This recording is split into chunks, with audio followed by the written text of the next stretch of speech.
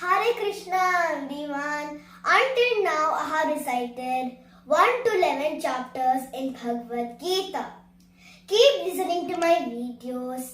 Try to pronounce the slokas correctly and get the mercy of Supreme Lord. Now I am starting 12th chapter Bhakti Yoga. I am reciting 1 to 10 slokas. ॐ श्री परमात्मने नमः अथ द्वादशोऽध्यायः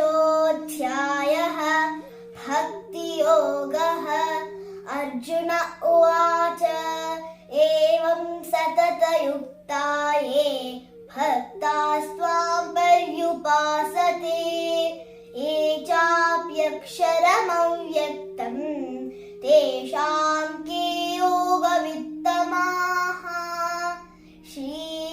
श्रीभगवानुवाच मय्यावेश्य मनो ये मां नित्ययुक्ता उपासते श्रद्धया परयोपेताः ते मे युक्ततमा मताः ये त्वक्षरमनिर्देश्यम् अव्यक्तं पर्युपासते सर्वत्र गमचिन्त्यं च कूटस्थमचलं ध्रुवम् संनियम्येन्द्रियग्रामं सर्वत्र समबुद्धयः ते प्राप्नुवन्ति माम् एव सर्वभूतहिते रताः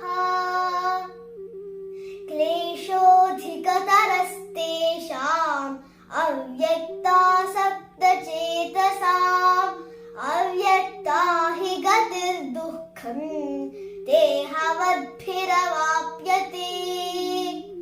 ये तु सर्वाणि कर्माणि मयि सन्न्यस्य मत्पराः अनन्येनैव योगेन मां ध्यायन्त उपासते येषामहं समुद्धर्ता मृत्युसंसारसागरात् भवामि न चिरात् Partha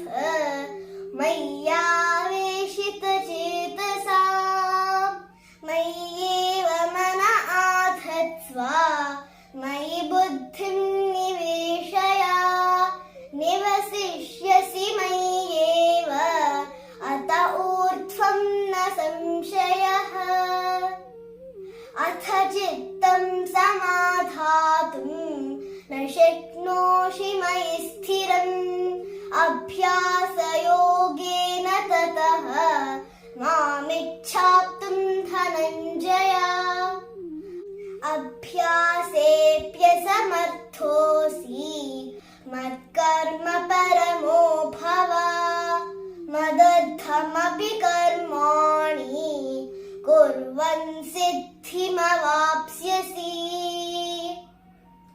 These are 1 to 10 slokas. Don't forget to like my videos, do subscribe my channel and hit the bell icon to get all the notifications of my videos. Hare Krishna to all.